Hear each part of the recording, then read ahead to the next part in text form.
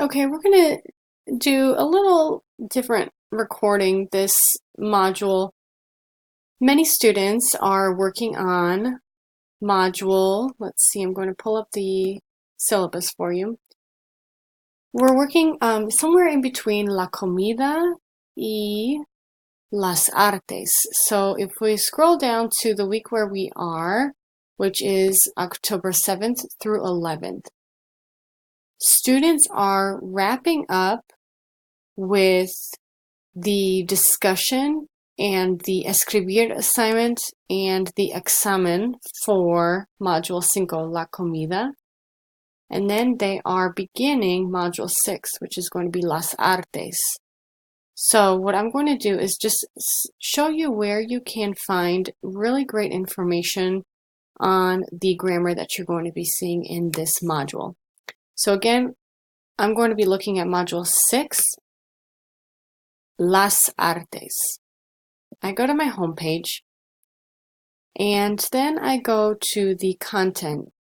As many of you are aware and doing very well in the class, you already know that you're supposed to be looking at your content for pretty much all the information you need for each chapter.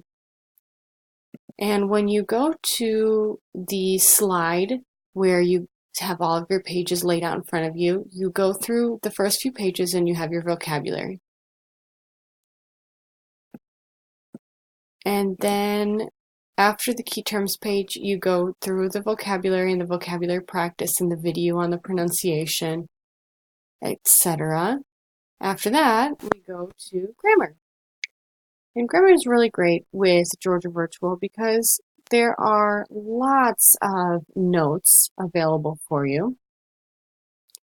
And then some examples, more examples, information that is going to be really helpful for you when you're studying the grammar.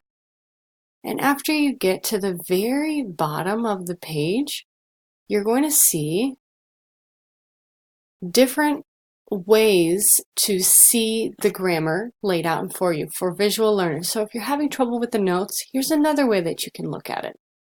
How great is that? When you go to the next page,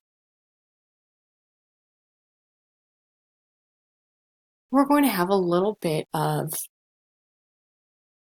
varied notes with presentations. Here's a review activity.